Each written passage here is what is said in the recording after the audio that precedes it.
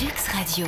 Avec ou sans parure, du lundi au vendredi à 14h sur Lux Radio. Avec ou sans parure, spécial grand oral. Rachid Alaoui.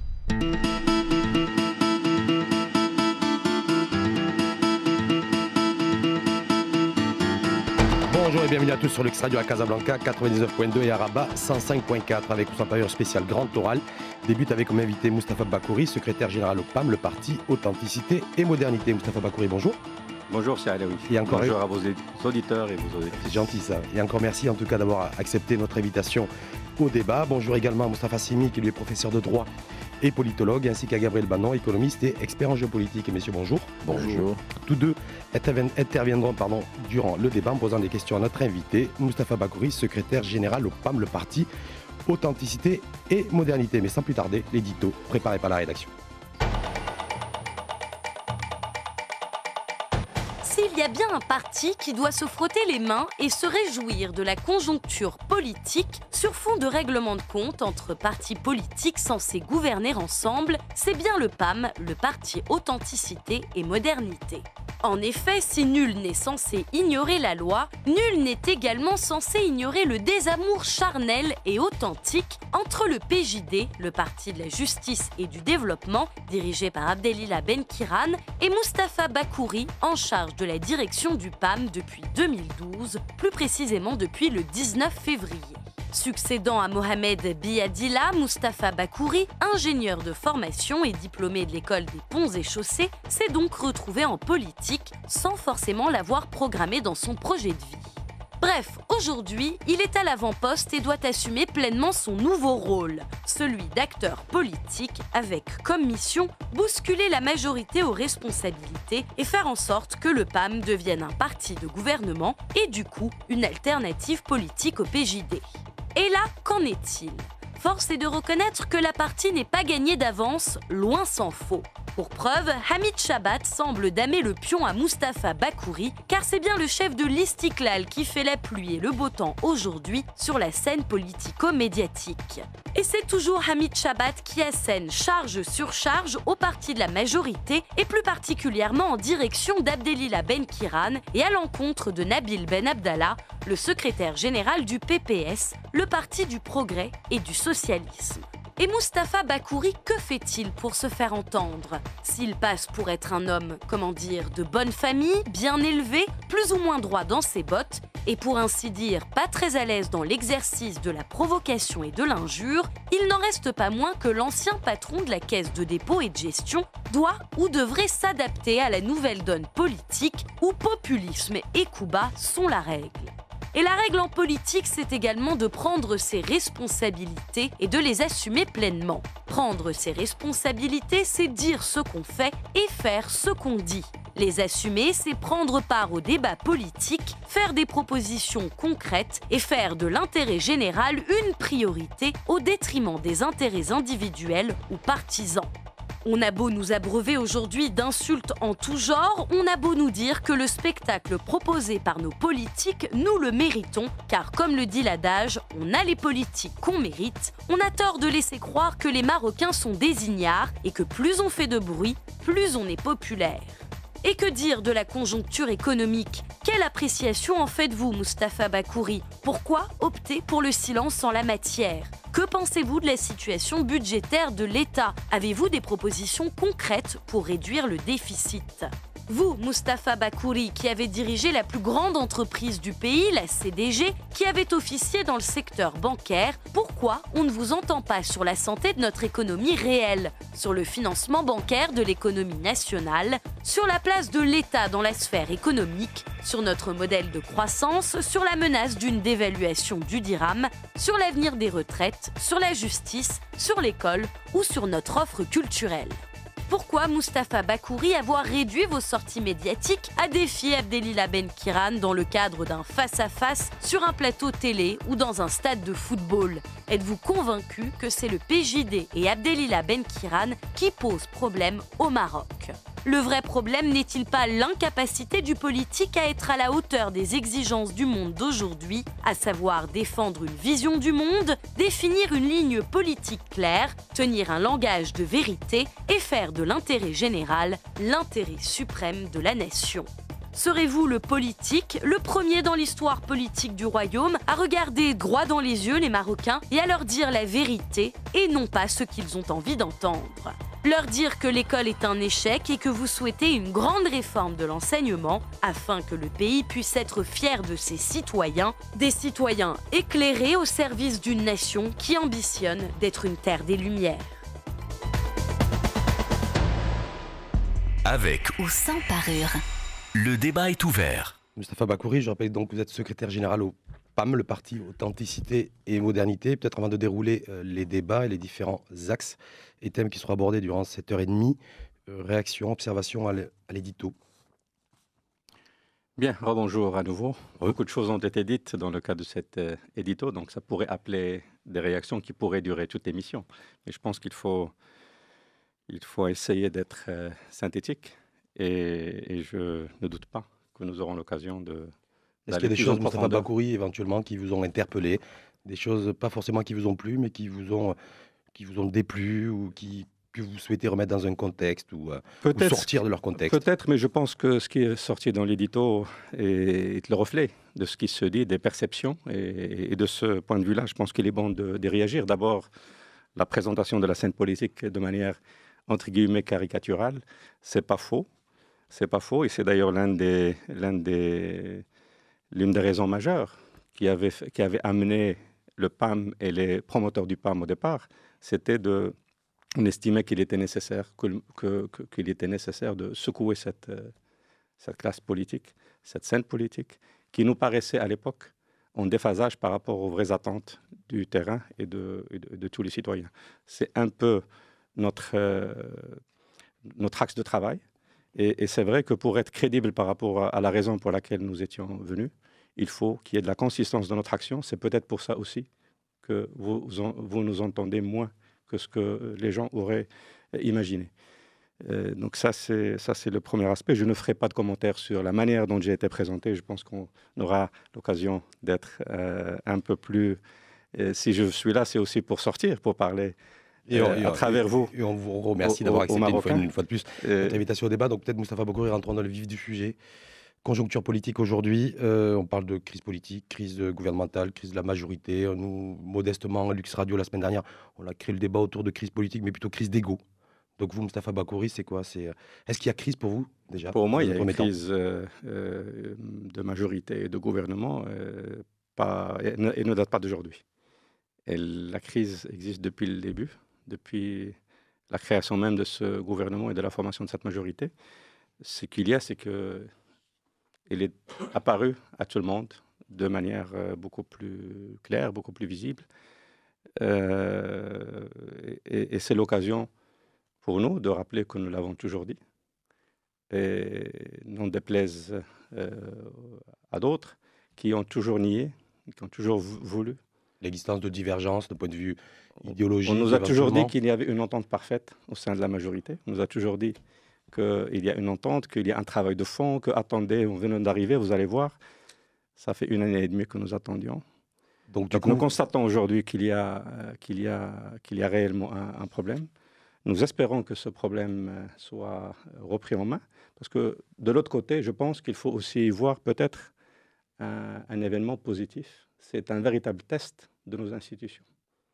Et de ce point de vue-là, ce n'est peut-être pas une mauvaise chose dans le sillage d'une nouvelle constitution. Donc du coup, vous saluez la sortie, les charges, les injures, les insultes de Hamid Chabat, patron de l'Istiklal. Non, c'est pour aller dans ce sens aussi. C'est Hamid Chabat, patron de l'Istiklal, lors d'un conseil national de sa formation politique il y a une dizaine de jours, qui a crevé l'abcès, alors c'est pour aller dans votre sens.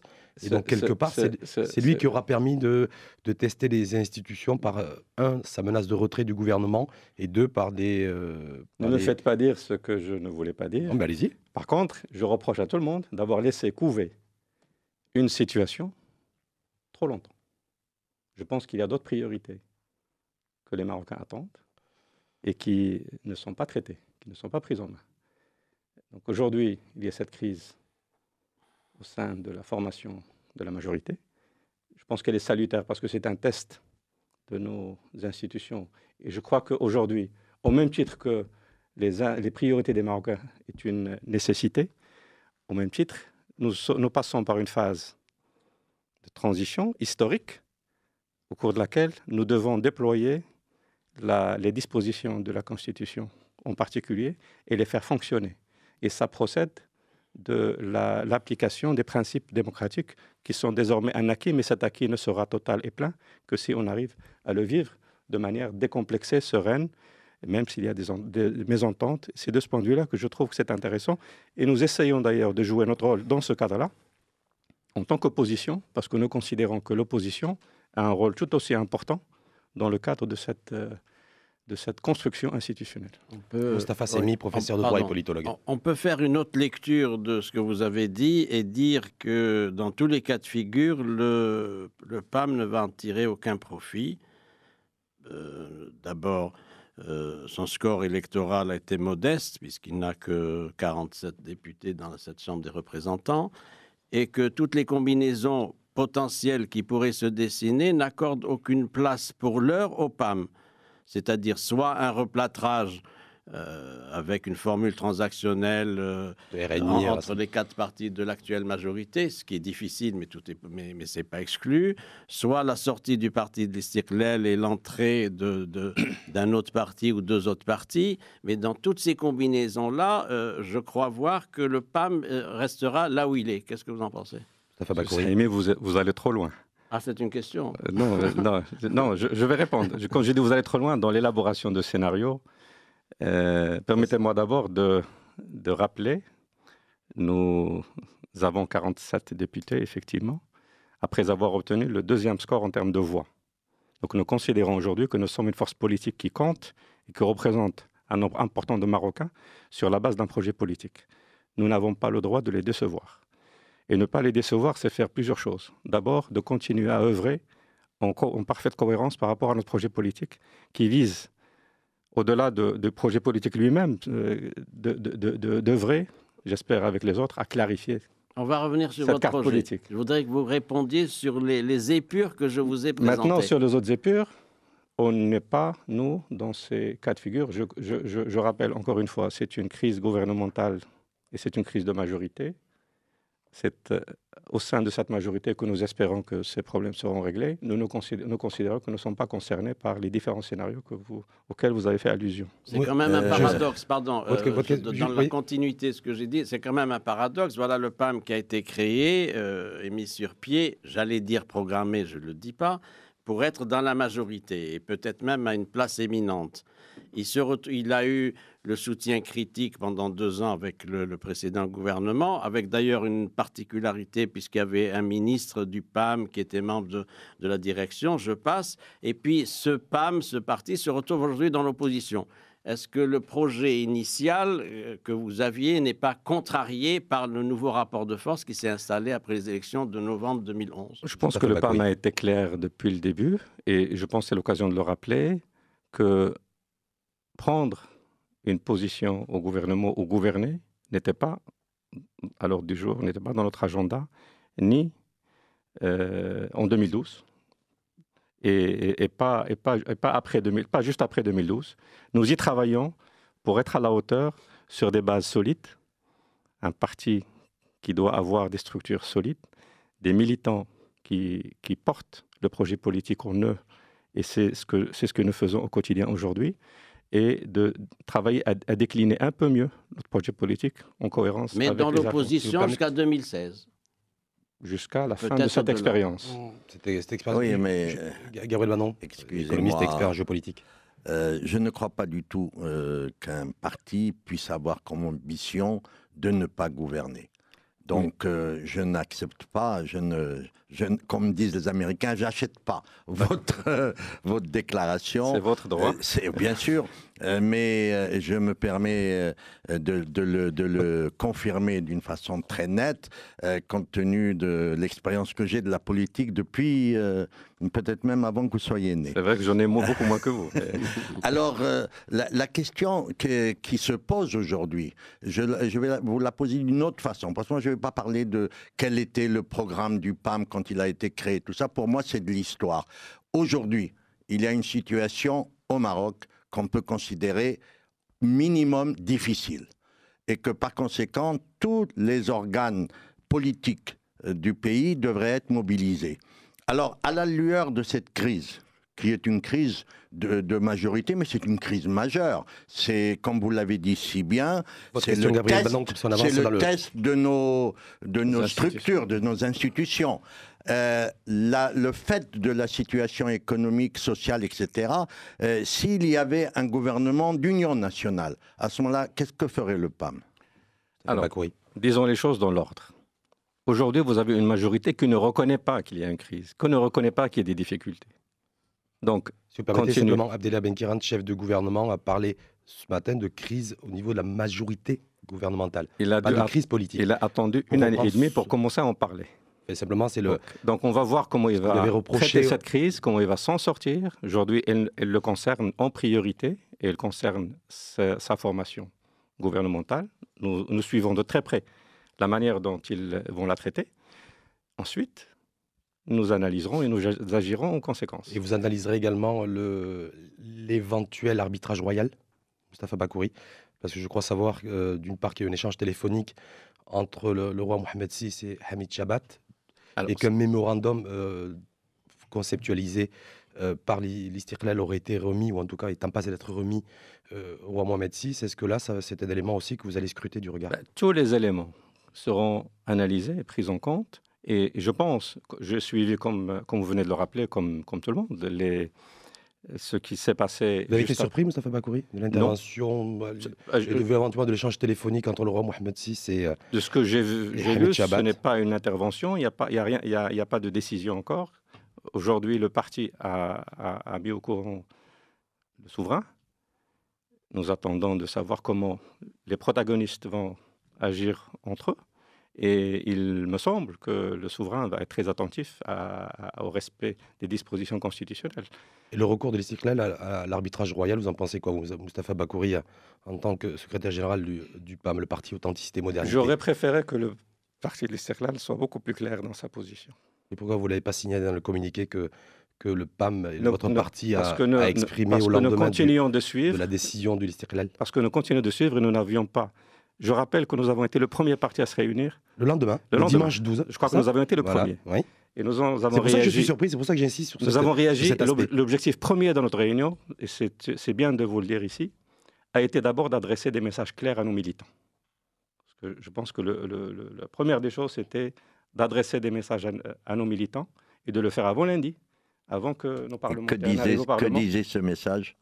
Il disait de manière très simple que ce qui venait de se passer est finalement la concrétisation de ce que nous n'arrêtions pas de dénoncer. Et vous demandiez aussi à Abdellah Benkiran, je cite, de sortir de son mutisme et de prendre son anti-responsabilité en clarifiant sa position concernant la réalité de la crise gouvernementale actuelle. Parce que moi, je reprends les termes, j'ai effectivement le communiqué sous les yeux, mais vous épargnez totalement l'Istiqlal et Hamid Chabat.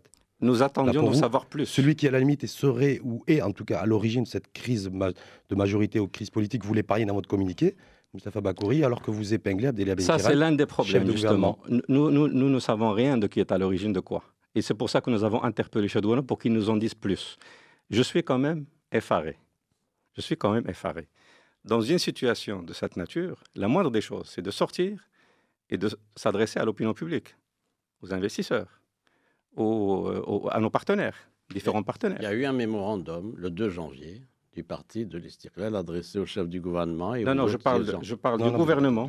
Il doit sortir par la voie la plus autorisée et expliquer tout ce qui peut l'être à ceux qui, légitimement, se posent des questions, s'interrogent. Mustapha Bakouri, vous savez, quand vous entendez à la radio, en Belgique, en France, crise de gouvernement, décision de retrait, comment ça sonne dans l'oreille ou alors un investisseur qui... Vous savez ce qui sonne dans l'oreille vous faites référence effectivement aux Marocains qui sont installés à l'étranger, ils sont souvent en France. Pas que les Marocains, France, ou les partenaires du Maroc. Moi, de facto, j'ai pensé effectivement par ricochet essentiellement aux Marocains qui sont concernés peut-être par la vie politique marocaine. Peut-être les partenaires sont plutôt intéressés par la stabilité politique et leurs intérêts économiques.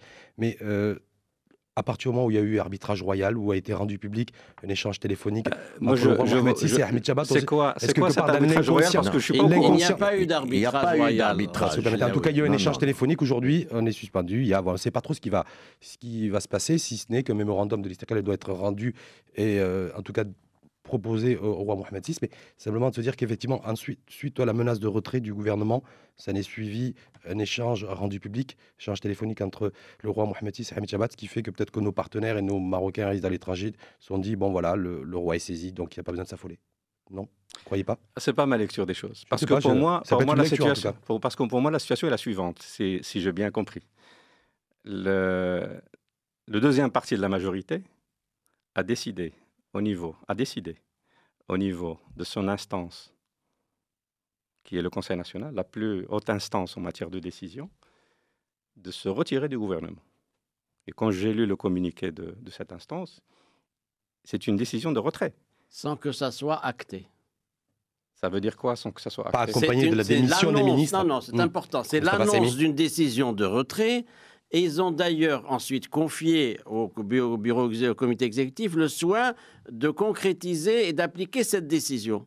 Le soin de l'exécuter. De l'exécuter. Oui, de l'exécuter. Bien, mais elle n'est pas actée, c'est-à-dire le chef du gouvernement, à juste titre, a raison de dire « Je n'ai pas reçu une lettre en bonne et due forme disant qu'il y a démission ». Donc, le gouvernement est toujours en fonction. Donc, on en déduit qu'il n'y a pas de problème. Non, c'est l'annonce d'un retrait, ce n'est pas un retrait formalisé. Ce n'est pas l'annonce d'un retrait, c'est une décision de retrait. Oui, c'est une décision d'annonce d'un retrait. Maintenant, là où c'est qu'une telle décision, évidemment, elle doit tenir compte, elle doit prendre en compte le bon déroulement des institutions. Elle doit prendre en compte, il ne suffit pas de se réunir, de décider, de prendre son sac et de partir et de dire maintenant, à vous de... Il est normal, mais c'est pour ça que nous continuons de suivre cette situation. C'est une position de négociation. Je ne sais pas, mais pour moi, c'est une décision. Je voudrais vous revenir sur le point évoqué par Alaoui tout à l'heure. Comment vous jugez la procédure utilisée par le Conseil national demandant l'arbitrage Sa Majesté le Roi sur la base de l'article 42? C'est ça que je disais tout à l'heure. J'aurais aimé voir la position beaucoup plus claire que ça. C'est-à-dire? Parce qu'elle prête à débat sur le recours, sur la régularité d'un tel recours entre l'article 42 et d'autres articles. Vous pensez qu'on ne peut pas demander à Sa Majesté le Roi d'exercer sa fonction arbitrale quand il s'agit du bon fonctionnement des institutions constitutionnelles? Moi, ma compréhension, c'est que le mot arbitrage... C'est important. Est-ce que les institutions ils sont en danger lorsqu'un chef de parti, quel qu'il soit, en l'occurrence Hamid Chabat, décide éventuellement de menacer de se retirer du gouvernement? Est-ce que là, du coup, ça fragilise nos institutions? Ça fragilise le gouvernement. Mais pas nos institutions. Qui est une institution constitutionnelle. Maintenant, revenons à cette question d'arbitrage. Pour moi, il y a un arbitrage quand il y a un différend entre deux ou plusieurs parties. Et un arbitrage sous couvert de l'article 42 fait allusion à des différentes institutions. Est-ce que parler d'une mésentente entre deux partis politiques d'une même majorité, c'est parce que l'institution, c'est le gouvernement? Est-ce que ça justifie une nécessité, en tout cas, de s'appuyer sur l'article 42 le mot arbitrage je ne sais pas. On va continuer là-dessus, parce que je voulais finir ce premier axe un petit peu du débat, parce que je voudrais, Moustapha Bakouri, peut-être vous entendre sur Hamid Chabat, qui a pris une période d'accalmie, on va dire en début de semaine dernière. Ce week-end, il était dans sa région, la région de Fès Boulmen, a continué à charger le gouvernement, à s'en prendre violemment, avec agressivité, en direction de Nabil Ben Abdallah, le patron du PPS. Je ne vous demanderai pas de commenter les injures, mais simplement peut-être de commenter l'attitude de Hamid Chabat aujourd'hui. Moi, je vais, si vous le permettez, faire un commentaire sur tout cela. Je trouve que c'est déplorable. Aujourd'hui de passer notre temps à observer, à regarder, à être servi par tout, sauf les priorités des Marocaines et des Marocains. Et les priorités des Marocaines et des Marocains, ils l'ont exprimé à plusieurs reprises. Les partis politiques, notamment cette majorité, avaient présenté une stratégie, avaient présenté un programme. Un programme de gouvernement. Aujourd'hui, on fait tout sauf le programme s'occuper de ce programme. Et on va l'aborder, mais simplement, juste finir là-dessus, il parle de gouvernement d'union nationale, ce qui avait été évoqué tout à l'heure par Gabriel Bannon. Est-ce que vous considérez, on finira sur ce chapitre politique, si vous permettez, Moustapha Bakouri, qu'on pourrait se diriger demain ou après-demain vers la constitution d'un gouvernement d'union nationale, qui pourrait être un peu une espèce de compromis politique pour calmer les ardeurs des uns et des autres et pour permettre effectivement la conduite des affaires politiques et économiques du pays? Je pense que si on devait le faire pour calmer les ardeurs des uns et des autres, on ne servira pas la démocratie dans notre pays. Par contre, ça pourrait s'imposer si on avait une faillite d'un acteur politique qui serait la majorité. C'est-à-dire faillite si la majorité n'arrive pas à se recomposer ou à assumer son rôle. Ça veut dire qu'il n'y a pas de plan B à cette majorité. C'est un constat d'échec de l'opposition. Ce n'est pas à moi de venir proposer un plan B ou de recommander un plan B ou de faire l'analyse d'un plan B. Aujourd'hui, si je reprends ce que vous dites, ça veut dire s'il y a faillite de cette majorité, ça veut dire qu'il n'y a pas une autre équation que cette majorité-là. Pour moi, aujourd'hui, il y a une seule équation. Et le meilleur service que nous, au PAM, on pourrait rendre à la démocratie, c'est de jouer notre rôle au sein de l'opposition jusqu'au bout. Même si on vous appelle à prendre des responsabilités au sein de la majorité dans le cadre d'un gouvernement d'union nationale, c'est pour l'intérêt suprême, parce qu'on n'arrête pas de nous parler d'intérêt suprême. Mais pour qu'on arrive à considérer l'intérêt suprême, il faudrait qu'il y ait une crise politique. Aujourd'hui, nous parlons d'une crise de majorité, une crise gouvernementale. Muter en crise politique, là, à ce moment-là, effectivement, tous les partis devraient assumer leurs responsabilités, s'asseoir autour de la table, mais on aura su qui est à l'origine de quoi et qui a failli dans quoi. On ne peut pas ouvrir de nouvelles pages sans solder des comptes.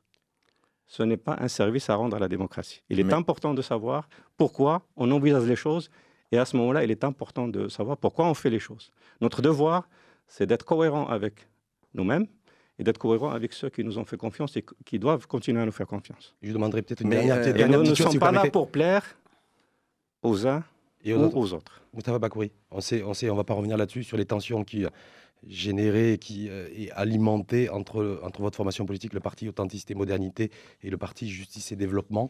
Est-ce qu'aujourd'hui, simplement la nature et de vos relations, vous, Moustapha Bakouri, avec Abdellah Benkiran, alors, est-ce qu'elles sont cordiales? Est-ce qu'elles sont respectueuses? Est-ce qu'elles sont tendues?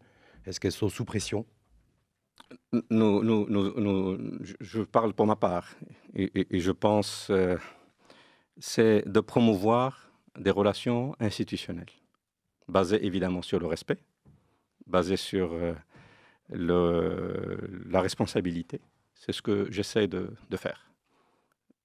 Parce que je pense qu'on peut être différent, on peut s'opposer, mais il faut le faire dans le cadre des règles démocratiques, et du débat des règles constitutionnelles et des libertés, et c'est ce que nous essayons de faire. Malgré les petites tensions de temps en temps, et ça, je crois que ça fait partie aussi du jeu politique. Comme les coups bas, comme disait sans tomber dans les excès qui, malheureusement, contribuent au rejet de la scène politique. Moustapha Bakouri, je vais vous faire plaisir tout de suite, parce qu'on va glisser sur le deuxième axe. Effectivement, l'axe qui intéresse les Marocaines et les Marocains, qu'ils soient d'ailleurs inféodés au PAM ou à d'autres formations politiques. C'est des questions... Ou à aucune, effectivement. C'est qu'ils soient politisés ou pas, en tout cas. Mais on souhaite qu'effectivement aussi les populations soient de plus en plus politisées pour savoir un petit peu aussi ce qui se passe et qu'est-ce qui constitue les enjeux d'aujourd'hui et de demain. Moustapha Bakouri, on va aller sur la conjoncture économique aujourd'hui. Même si effectivement un certain personnel politique nous a éloignés ou tente de nous éloigner du vrai débat. Aujourd'hui, le vrai débat, il est, semble-t-il, économique, certainement, et social également. Pour savoir un petit peu déjà votre lecture de la conjoncture économique. Alors, la conjoncture économique n'est pas bonne. Mais je vais essayer, d'entrée de jeu, de vous dire qu'elle n'est pas bonne et ce n'est pas normal. Parce qu'elle pourrait être meilleure. Elle devrait être meilleure. Le Maroc, aujourd'hui, ne doit pas vivre une crise. Nous avons une crise de leadership. Je vais essayer de m'expliquer. Le Maroc vient de connaître une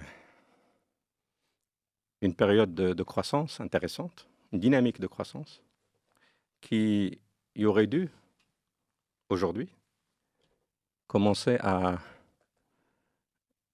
atteindre un certain régime de croisière pour des initiatives lancées depuis plus d'une dizaine d'années maintenant. Vous faites référence aux différents plans sectoriels, les différentes visions qui ont accouché donc de plans notamment, pour le tourisme, plan Azur, notamment pour l'agriculture. Et normalement, aujourd'hui, on aurait dû surfer là-dessus pour viser un nouveau palier de croissance basé sur une plus grande synergie entre ces stratégies de croissance, ces stratégies sectorielles, une meilleure efficacité dans les investissements en infrastructure.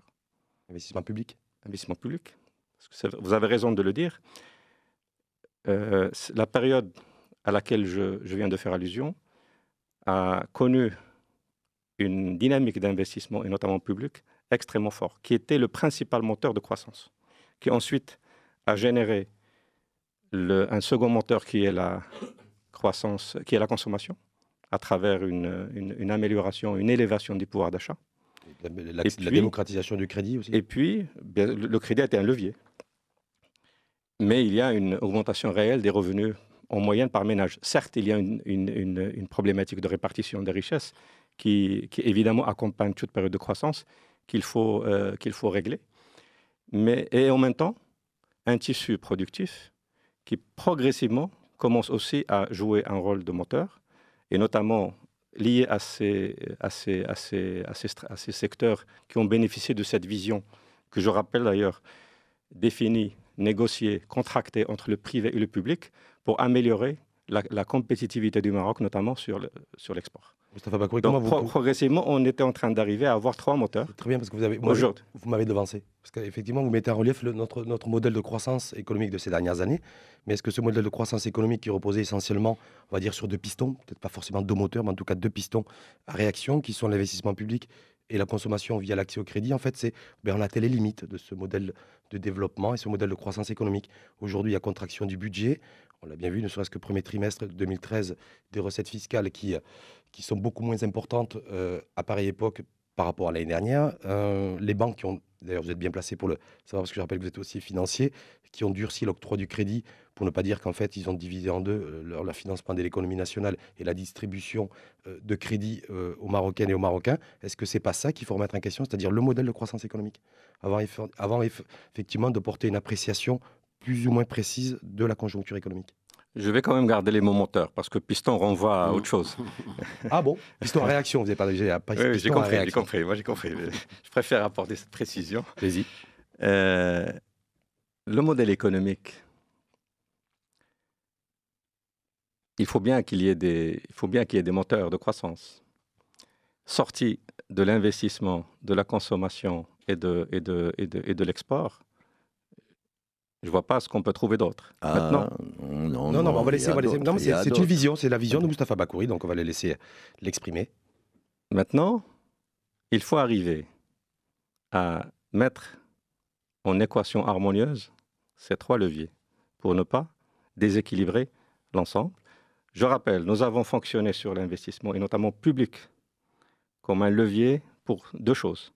D'abord, de créer les conditions d'une plus grande compétitivité du secteur productif. Ensuite, on n'a pas réussi. Pas encore. Et c'est pour ça que je dis aujourd'hui, il aurait fallu s'attaquer à ça. Il faudrait commencer par avoir une politique industrielle. Non, mais on va laisser peut-être sur le modèle de croissance économique parce que c'est important. Mais justement, ça fait partie. Hein. Je pense que politique industrielle ou autre, ce qui est important aujourd'hui dans un monde où nous sommes beaucoup plus ouverts que dans les années 70, nous sommes dans une compétition internationale. Il faut arriver à s'imposer sur cette scène internationale. Et donc, il faut arriver à une certaine compétitivité sur le capital humain, sur les infrastructures et sur la capacité commerciale à être présent sur les marchés les plus pertinents et faire des infrastructures des leviers. Mais si vous voulez être présent sur les marchés avec une action commerciale, il faut aussi produire. Mais bien sûr. Mais pour produire, il faut avoir une politique industrielle. Mais cette politique industrielle doit être... pas. Mais elle doit être compétitive. Mais elle ne l'est pas. Non, mais moi, c'est pas on ça. le sait bien. On n'a qu'à voir la balance commerciale, comment elle est déficitaire. On abordera cet aspect-là, mais je voulais peut-être, si vous permettez, Moustapha Bakouri, restons sur le modèle de croissance, parce que ce que vous avez dit en préambule, le deuxième axe, la pour ne pas perdre le économique, fil, vous me parliez de crise. Je disais, aujourd'hui, après cette période, il aurait fallu surfer sur ce qui a été fait pour viser un nouveau palier. Une plus grande synergie entre ces stratégies sectorielles, une meilleure optimisation de l'investissement. Donc vous êtes pour la conduite de ces différents plans sectoriels, vous. Et vous êtes donc pour le fait que le peu de financement public dont on dispose, on le mette entièrement et qu'il soit entièrement dédié à la conduite et au financement des plans sectoriels. Je vais vous dire, ces plans sectoriels sont autofinançables. Oui. Sont autofinançables. Ces plans sectoriels sont autofinançables. Ils ont vocation à générer dans le futur la richesse qui est suffisante pour financer les investissements d'aujourd'hui. Oui, mais il y a la crise aujourd'hui, on a une crise du déficit budgétaire, l'État a de moins en moins de sous, étant donné qu'il n'arrive pas à lever l'impôt, il y a moins de recettes fiscales, donc comment l'État peut continuer à financer ses plans sectoriels? L'État a de moins en moins de sous parce qu'il est mal géré. Si on a un déficit aujourd'hui... Depuis 1 an et demi, vous pensez qu'il est mal géré? Depuis plus qu'un an et demi, mais moi je ne suis pas là pour défendre... Ah non, mais je pose la question. Mais il y a quelque chose qui me mais gêne. aujourd'hui, on est à l'arrêt. Non, mais il y a quelque chose qui me gêne dans votre analyse, c'est que nous ne sommes pas seuls dans le monde, le Maroc. Et par conséquent, il y a une crise mondiale. C'est ce prétexte-là que je n'admets pas. Mais elle existe. Et que le gouvernement, elle existe. Pour moi, c'est une source d'opportunité. Non, ce n'est pas la première crise mondiale. Je suis désolé, quand les gens n'ont plus d'argent pour venir visiter le Maroc, toute notre activité touristique en souffre. Tout le monde n'a pas l'argent pour venir visiter le Maroc, mais il y a suffisamment de gens pour continuer à croître d'une année à l'autre, pas seulement parce que nous avons d'autres choses à faire valoir. Moustapha Bakouri, simplement, comme cette stabilité relative qu'il n'y a pas ailleurs. Moustapha Bakouri, moi je voulais qu'on reste dans le domaine socio-économique, et ce qui intéresse et préoccupe surtout les Marocaines et les Marocains, vous entendre sur peut-être 3 chiffres. Le fait qu'aujourd'hui on a un déficit budgétaire qui flirte les 7,5%, moins 7,5%, vous considérez que c'est de la responsabilité du politique ? Ou qu'on aurait pu, ou si vous étiez aux responsabilités, vous auriez trouvé les solutions et les mécanismes pour maîtriser ce déficit budgétaire à moins 3, moins 4%, voire moins 5%. Vous avez dit quelque chose tout à l'heure, quelque chose de très important, notamment dans l'édito. Avoir le courage de parler le discours de vérité, le langage de vérité. Je crois qu'il aurait fallu commencer par là. Ce déficit, comment se fait-il qu'on le découvre au mois de mars, alors que la loi de finances vient d'être faite? On découvre un déficit supérieur à ce qu'on a prévu au mois de décembre, dès le mois de mars. Il aurait fallu anticiper la contraction de l'activité économique? Pas du tout. Il aurait fallu ne pas se tromper dans les hypothèses de confection de cette loi de finances. Pour moi, c'est ça le problème de ces... Ça peut arriver. Mais au mois de mars. Non, je suis désolé. C'est pas ça.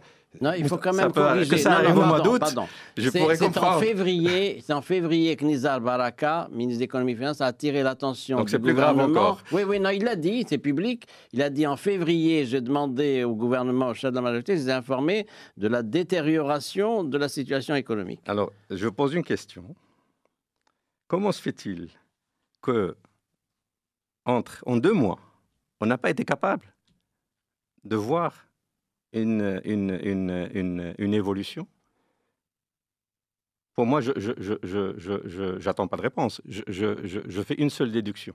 Mais vous l'aviez anticipé, Moustapha Bakouri, au niveau du PAM, ça? Mais moi, Participité au Tenté Modernité, le fait qu'il y ait avoir une contraction de l'activité économique lors du premier trimestre 2013, ne serait-ce que sur la période de janvier, février, mars 2013, à nouveau, je rappelle, il y a une baisse substantielle des recettes fiscales? Pour moi, ça ne devait pas arriver. C'est une conséquence d'un immobilisme. Ça, c'est le premier point. Mais je veux quand même revenir au point que j'essaie de passer parce qu'il est passé sous silence. Et c'est vrai que nous n'avons pas commenté de manière suffisante, notamment la décision des 15 milliards et autres. Et le commentaire que j'ai, c'est pourquoi on est arrivé là. Après, il y a la forme. Réduire, en tout cas, l'argument qui a été avancé pour justifier la réduction des investissements, ça a été la dégradation des comptes publics. Des comptes publics et notamment le déficit. Et la volonté de maîtriser le déficit budgétaire à moins 7%. Le moment où nous avons confectionné la loi de finances et le mois de mars. Moi, je me pose la question. Comment ça se fait qu'en l'espace de 2 mois, 3 mois, on a une situation qu'on n'a pas vue? En fait, pour moi, la réponse, ce n'est pas celle-là. C'est que nous avons présenté une loi de finances sur des hypothèses totalement en écart par rapport à la réalité. Et la contraction de l'activité économique, pour vous, elle était prévisible? Moustapha Bakouri. Je redis encore une fois. Mais non, mais parce que il n'est pas normal, la contraction de l'activité économique dans notre pays aujourd'hui. Le ralentissement de la consommation. Et il n'est pas normal. Pourquoi? C'est que nous sommes en train de créer un climat où celui qui a une épargne fait tout sauf la dépenser. Celui qui a besoin d'un crédit, d'abord réfléchit à 2 fois, et puis quand il le demande, on met 3 fois plus de temps pour lui donner. Tout ceci se reflète dans la vie de tous les jours, c'est-à-dire l'économie, parce que l'économie, c'est la vie de tous les jours. C'est lié au type de gouvernance de ce cabinet. À la grande hésitation. À la confiance. C'est lié à la confiance. L'économie, c'est la confiance, c'est l'anticipation du lendemain. C'est lié à tout ce climat que nous avons créé. Comment se fait-il on décide de réduire les investissements? Peut-être que, supposons même que ça soit légitime. Est-ce que vous trouvez que la manière dont ça a été traité est une manière responsable? Est-ce que le plus important, c'est le fond ou la forme? Les deux sont importants en matière économique.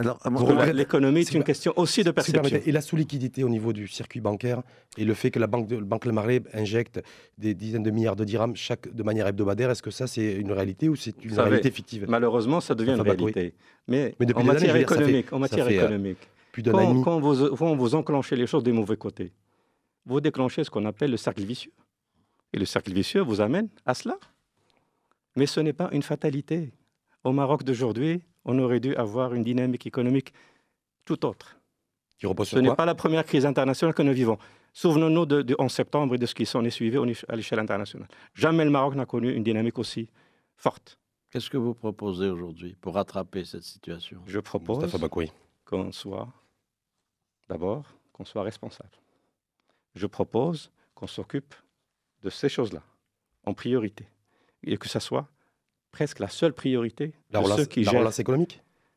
C'est ça votre priorité? La relance économique, sociale et assurer la visibilité et la confiance qu'il faut. La faisabilité des mesures que vous proposez, c'est quoi? Pour la relance économique.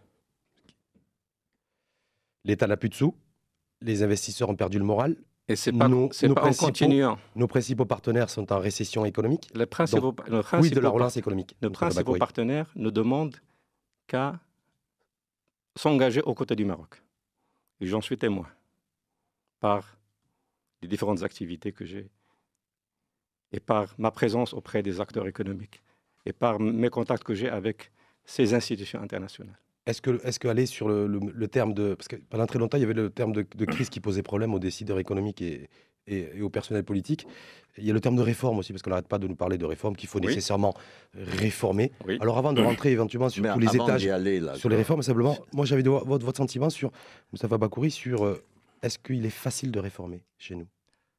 Par définition, la réforme n'est pas facile en général. Mais on devrait pouvoir profiter de certains momentum qui sont plus favorables aux réformes. Il me semblait que la période que nous vivons depuis 1 an et demi aurait dû. Je dirais même avant. Quel type de réforme? Nous avions raté une période où nous n'avions pas d'élection pendant 3 ans. C'est en général propice pour les décisions courageuses. Aujourd'hui, ça aurait dû. Dans la foulée d'une nouvelle constitution. Ça, c'est intéressant, vous considérez que lorsqu'il n'y a pas de rendez-vous électoraux et d'échéances électorales, c'est propice pour réformer et non pas lorsqu'il y a une dynamique économique? Mais bien sûr. C'est pas quand il y a une dynamique économique que le vent est favorable à la mise en place de réformes? Non, il y a des réformes que vous faites en période de difficulté plus facilement parce que vous avez besoin de mobiliser des intérêts divergents, vous avez besoin de mobiliser tous les acteurs. Et donc, il y a une prédisposition à comprendre les difficultés quand elles sont réelles. Cette fois-ci, au lendemain d'une nouvelle constitution, avec en plus même des slogans qui ont été annoncés, je ne vois pas pourquoi ces réformes, on n'est pas allé jusqu'au bout. On n'est pas allé... je vais vous dire pourquoi. Parce qu'on est venu avec des slogans de réforme et non pas avec des projets de réforme. Vous faites référence au Parti Justice et Développement et ses slogans de corruption. Non, je fais référence au gouvernement. Dans sa pluralité, dans sa diversité, en parlant de la caisse de compensation, en parlant des retraites, en parlant... C'est des slogans. Vous n'avez pas répondu à ma question. Qu'est-ce que vous proposeriez en mai 2013 comme réforme ou comme mesure alternative à ce qui se passe? D'abord, de commencer par éviter les erreurs qui sont en train d'être commises. De vraiment s'intéresser à ces dossiers de manière sincère et sérieuse et y consacrer le plus grand du temps. Et que les responsables gouvernementaux consacrent la quasi-totalité de leur temps à ça, et non pas à la gestion de leur parti. À quelle réforme? Parce que je suis clair. C'est impopulaire. Ce sont des réformes impopulaires. Non, mais pour l'instant, on a cité Moustapha Bakouri. Vous parlez de la conjoncture économique. On n'a cité aucune réforme. Eh oui. Quelle réforme, Moustapha Bakouri? Toutes les réformes nécessaires. Est-ce que vous encouragez la réforme, par exemple, de l'administration? Mais bien sûr. Par quel type de proposition? Par une action qui doit être de longue haleine éventuellement, mais il faut la mener. Comme quoi? Tous les slogans qui ont été avancés, l'efficacité tout simplement de l'administration. Il y a au sein de l'administration beaucoup, et j'en suis témoin. J'ai été dans le monde économique de Casablanca, je suis allé à Rabat, j'ai vu des gens de très grande qualité qui souffrent de cette image que nous avons de l'administration.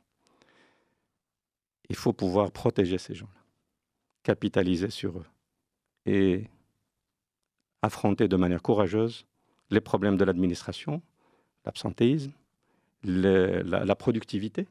Les emplois fictifs. Les emplois fictifs, mais les vrais emplois fictifs, et pas ceux qu'au ministère de l'Éducation nationale on pointe du doigt et qui, dans bien des cas, sont des injustices à l'égard de personnes qui travaillent et qui se retrouvent du jour au lendemain fichées dans des fichiers. Moi, je voudrais revenir sur des trucs très terre à terre. Non, mais les très terre à terre sur l'administration, parce que non, parce qu'on saute la réforme de l'administration. On saute des trucs en économie. J'essaie de vous suivre. Mais non, moi je. On est sur le terrain des réformes. Hein. Non, mais même sur les réformes, nous savons qu'économiquement, nous avons un problème de chômage énorme. En plus, on a chaque année des jeunes qui arrivent sur le marché du travail et qu'il est nécessaire qu'on crée au moins 250 000 à 300 000 emplois par an. Lorsque l'année dernière, à titre d'exemple, nous avons créé en tout et pour tout en net 10 000 emplois. 1000 emplois. 1000 emplois en 2012. J'ai ajouté un zéro par charité. Par charité. Je ne dis pas si elle est chrétienne ou pas. Parce que Moustapha Bakouri, dans l'opposition, ne l'a pas forcément Non, alors, pour ajouter un zéro. Qu'est-ce que vous, alors, du côté PAM, qu'est-ce que vous proposez, justement? Quelle solution y a-t-il pour être en mesure de créer 250 à 300 000 emplois? Sinon, la catastrophe qu'on a aujourd'hui n'est rien à côté de celle qui nous attend. Moustapha Bakouri. Il faut, une bonne fois pour toutes, comprendre que nous devons travailler tous, et j'ai même proposé lors d'une des sorties que vous me qualifiez de rare, que la compétitivité de notre économie devrait même faire l'objet d'un pacte national entre les différentes formations politiques. Ça doit pas. On doit, quelles que soient les majorités en place, on devrait avoir le travail pour la compétitivité de notre économie comme un axe sacré. Sacré. Parce que sans cette compétitivité, nous sommes condamnés et nous n'aurons pas les moyens de servir tel ou tel projet politique. C'est une approche théorique. Mais si La faisabilité de votre proposition est tout à fait relative parce que personne n'en veut. Pourquoi ils n'en veulent pas? Parce qu'on ne vous écoute pas. Moustapha Semi, j'irai même plus loin, moi, avec Moustapha Bakouri. C'est que moi, la question que j'avais de vous poser, vous savez, toutes les questions ne sont pas forcément très innocentes que je vous pose. Pardon? Donc, les questions ne sont pas innocentes, elles essaient toujours d'avoir une certaine cohérence. Vous avez mis en relief le modèle de croissance, investissement public, crédit, pour la faire court. On voit bien qu'il a atteint ses limites, mais vous insistez, vous, en disant que c'est un climat de confiance ambiant qui fait défaut, qui plomberait... l'investissement public, et deux, le moral des patrons, ce qui n'est pas peut-être un point de vue qui n'est pas forcément partagé par le plus grand nombre. Deuxièmement, vous nous dites que les plans sectoriels, il faut continuer à les financer, alors que ces plans sectoriels ont coûté beaucoup d'argent à l'État. Les plans sectoriels sont autofinançables. Oui, autofinançables, mais le problème, c'est qu'ils ont coûté beaucoup de sous et ils ont créé peu d'emplois. C'est une mauvaise gestion, mais ils sont autofinançables. Mais est-ce qu'il faut continuer à financer des plans sectoriels, Moustapha Bakouri? Il faut arrêter de financer des choses, il faut arrêter de mal gérer les choses. Ça, oui.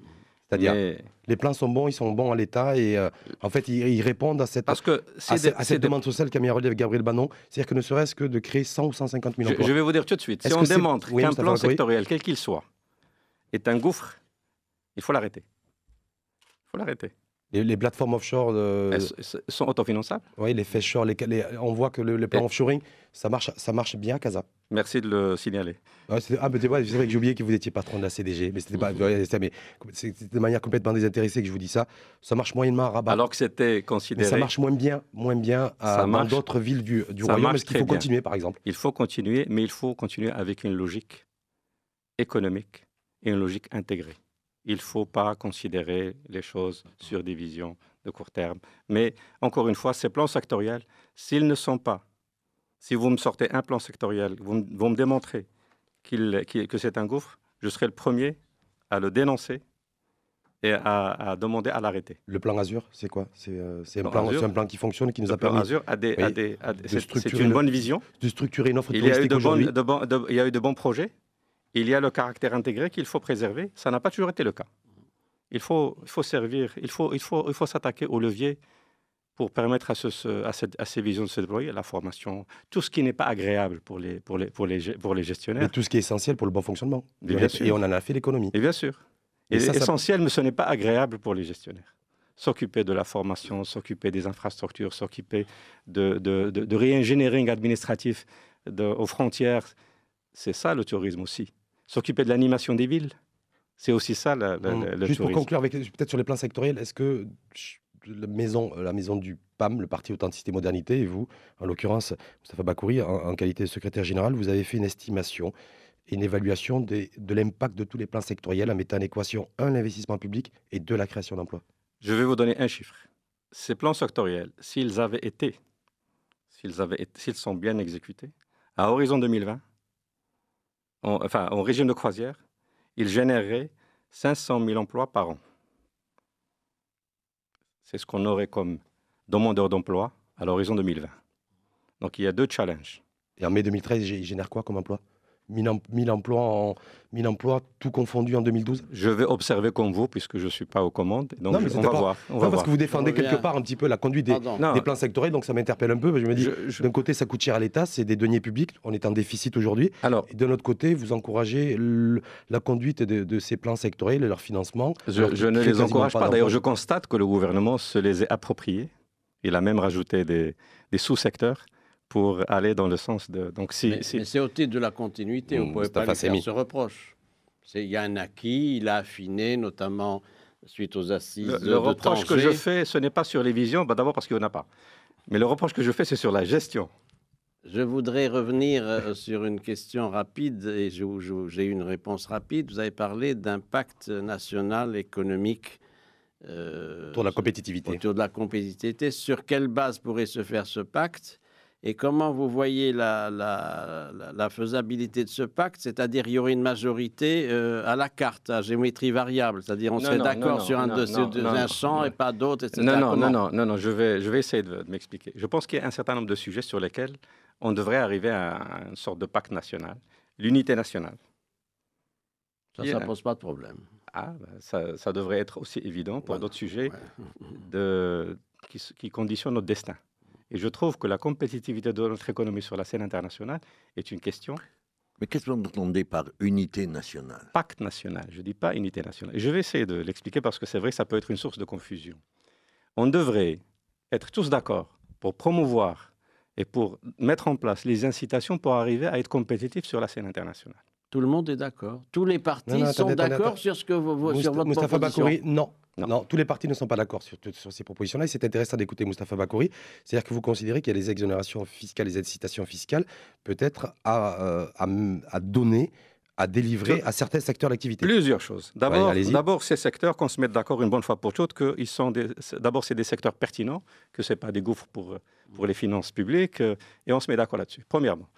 Promouvoir la recherche et développement. C'est d'ailleurs un des amendements que nous avions proposé lors de la dernière loi de finances pour être un peu plus volontariste que cela sur l'innovation, parce que sans innovation, vous avez beau faire, vous n'arriverez pas à une compétitivité de votre... En clair, Moustapha Semi, c'est quoi Tout le monde est d'accord. Non, c'est pas ça. Si vous permettez, c'est quoi? C'est la mise en place d'un crédit impôt pour les entreprises qui investiraient dans la recherche et la technologie. Je vais vous faire l'économie des outils. Non, mais c'est pas les outils. Ce qui est important, c'est les objectifs. Oui, mais qu'est-ce qu'on met en place? On met en place ce qu'on veut. On se met d'accord sur les outils. Est-ce que vous êtes d'accord ou sur un crédit impôt? Pourquoi pas? Alors qu'on les nos entreprises... mais ce n'est pas le seul mécanisme possible. Parce que nos entreprises ne payent pas forcément l'impôt, donc je veux dire, en plus, leur accorder un crédit impôt. Les outils, peu importe. Après, il faut évidemment mettre en place des outils efficients et qui sont efficaces. Mais mettons-nous d'accord sur les principes. Les infrastructures, les meilleures infrastructures, parce que pour la compétitivité des ports et des aéroports de grande qualité. Il n'y a pas de désaccord, Moustapha Bakouri. Mais ça ne se fait pas aujourd'hui. Et dès qu'il y en a un qui passe aux commandes, l'autre il lui tape dessus. Et dès qu'on passe à la gestion, on commence par dire j'ai trouvé ça, je viens d'arriver, je ne suis pas responsable. Il faut travailler la main dans la main, non seulement opposition, majorité, mais aussi avec les acteurs économiques, avec tous les acteurs. Et pour générer des fruits de cette croissance. Et après, faire en sorte que, de manière intelligente, ces fruits de la croissance aillent à financer les grandes priorités de l'économie et de la société marocaine. Donc, croissance économique, je voulais qu'on revienne sur le terrain des réformes. Comment on fait aujourd'hui? On a une situation budgétaire où il y a un déficit qui est croissant et une faible compétitivité, c'est-à-dire la contraction du budget de l'État, Moustapha Bakouri, et on a un PIB qui est là et qui se contracte aussi. Donc, on voit qu'on a une situation de blocage, pour schématiser. Comment on fait quand on connaît l'importance de l'administration dans la sphère économique, de l'investissement public, même s'il a été réduit de 25%, à savoir 15 milliards de dirhams, l'État est omniprésent au niveau de ses offices, entreprises publiques. On voit que là, il y a contraction budgétaire. On fait comment pour relancer la machine? Si ce n'est d'encourager le désengagement de l'État dans l'économie. Cette contraction budgétaire, ça va demander du temps. Pour moi, n'est pas normale. On peut faire autrement. On doit faire autrement. Comment? C'est un discours. Ce n'est pas un discours. Non, on peut vous dire c'est un discours. C'est un discours de quelqu'un qui a déjà mis les pieds à l'étrier. Qu'est-ce qu'il y a pas de réforme, de mesures particulières pour permettre de réduire, voire de maîtriser ce déficit budgétaire? Mais comment vous le dire? La seule réforme, c'est de travailler. Mais il faut encore faut-il avoir du travail? Qu'est-ce qui empêche ces gestionnaires de travailler? Non, mais je parle des acteurs. Non, mais je ne parle pas des acteurs, moi je parle de celles et ceux qui sont spectateurs, c'est-à-dire des Marocaines et des Marocains qui attendent du travail. Mais ce qui est dommageable, c'est que ceux qui sont censés prendre des décisions sont aussi spectateurs. C'est ça que j'essaie de vous dire depuis tout à l'heure. Bon, on va aller parler sur notre cas concret aussi. Peut-être avant de passer à la caisse de compensation, comme ça je lui dis par avance, comme ça il a le temps de se préparer, sur la fiscalité.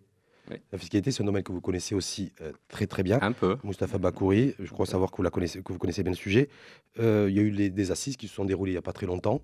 Pas de commentaire particulier de votre part sur la tenue de ces assises à Srealat, deuxième assise de la fiscalité, alors que beaucoup d'observateurs avertis, y compris au niveau des donneurs d'ordre économiques, attendaient des mesures concrètes.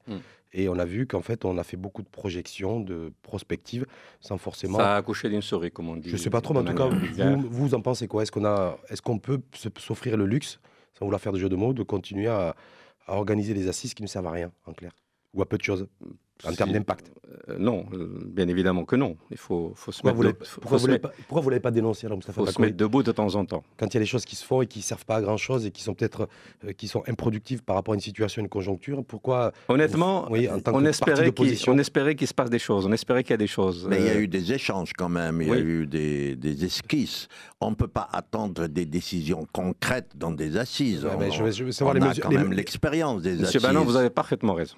La seule chose qui n'est pas normale, c'est qu'on ait laissé entendre qu'on allait régler tous les problèmes lors de ces assises. C'est plus grave. Je suis d'accord. Si vous permettez, on ne va pas être sur le commentaire. Qu'est-ce que vous attendiez, vous, de ces deuxièmes assises de la fiscalité, Moustapha Bakouri? Ça fait 1 an et demi que sur un certain nombre de sujets, à chaque fois, on nous dit « Attendez, vous allez voir le mois prochain. Attendez, vous allez voir dans 2 mois. Attendez, vous allez voir, nous sommes en train de... » On a presque fini l'étude, on vient de faire un benchmarking. Donc, on finit par y croire. On commence à dire, tiens, peut-être que cette fois-ci, ça va être la bonne. Mais ils disent qu'il y a des résistances. De qui? De quoi? C'est ce que dit le discours officiel du gouvernement. De lobby. Mais quoi? Non, des lobbies, il y aurait. Mais avant d'aller sur les lobbies, on va essayer d'aller sur les fondamentaux. Ah oui. Non, mais quand on parle d'assises de la fiscalité, on parle d'impôts. D'impôts directs ou d'impôts indirects, n'est-ce pas? Pour la faire court aussi, ça va Bakouri. C'est dans notre cher et beau pays, où chacun s'accorde à dire qu'il aime son pays, beaucoup sont réfractaires à payer l'impôt. Personne ne veut payer d'impôt. Oui, tout le monde veut une école, tout le monde veut un hôpital, mais personne ne veut payer d'impôts. Et je n'ai jamais vu et entendu de responsables politiques, quelles que soient les formations d'ailleurs, s'élever sur le fait qu'il y avait une forme d'incivilité, d'incivisme à l'égard de l'impôt, c'est-à-dire personne ne voulait payer l'impôt. Est-ce qu'on peut construire une fiscalité alors qu'on a peu de contribuables? Bien sûr que non. Est-ce que c'est pas ça déjà la première problématique? C'est le qui n'est problème. jamais abordée. Mais en même temps, pour le dire et l'assumer, il faut être capable d'être juste et de donner l'impression aux Marocains qu'ils sont traités de manière juste et équitable. Et je crois que c'est un chantier aussi. C'est-à-dire que ça va ensemble. Il faut que... C'est peut-être progressif, mais il faut l'affronter.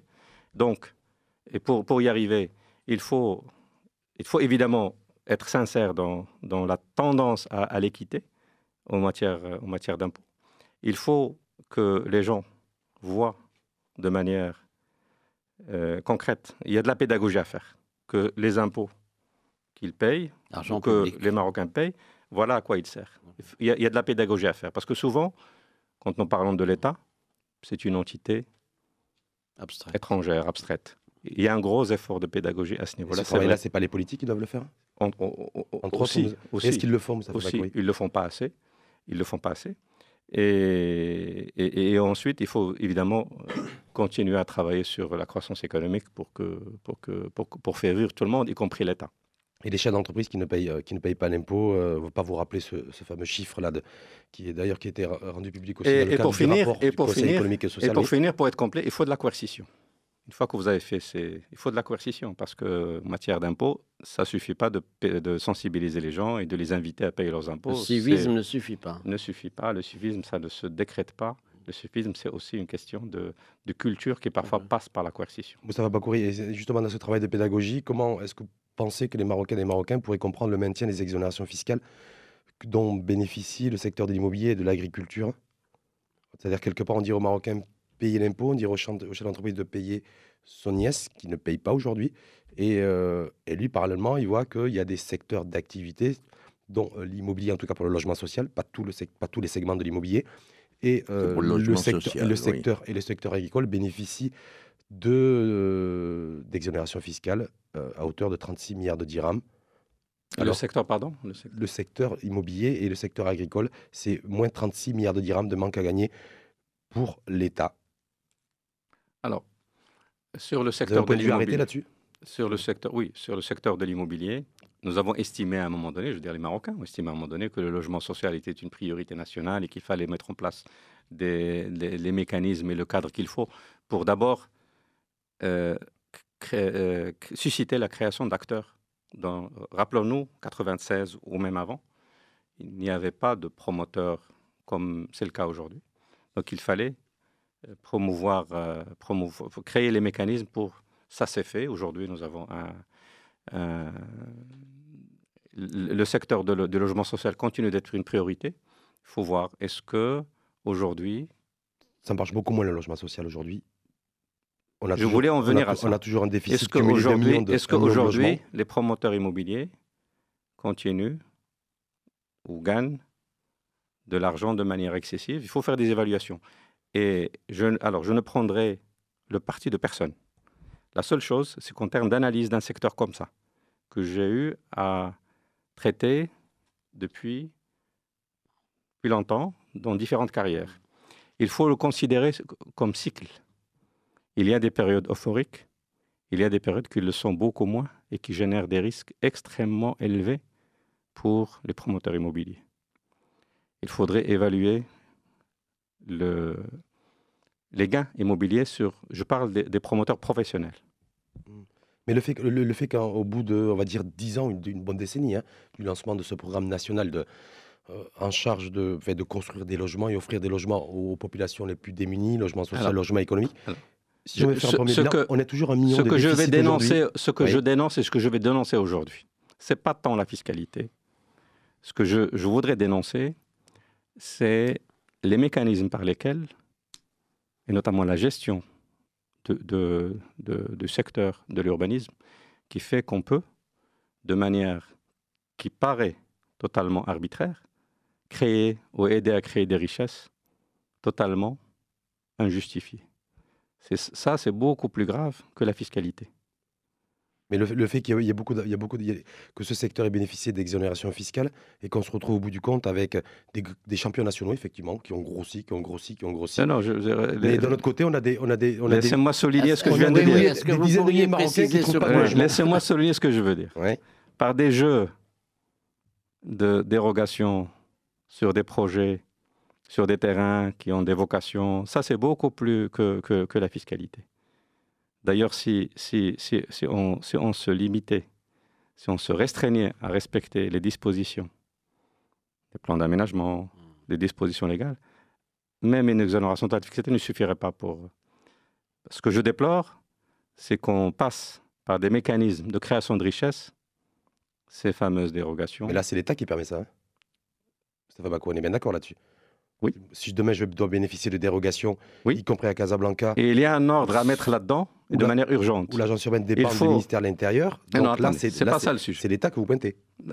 Bien sûr, je pointe. Et il y a urgence à mettre de l'ordre dans tout ça en accélérant les processus de confection des plans d'urbanisme au niveau des différents territoires, mais des plans d'urbanisme qui respectent des objectifs d'urbanisme, de logement, d'activité économique, des cadres de vie, des cadres de vie. Oui, mais surtout, qu'est-ce que vous faites de la résistance des lobbies?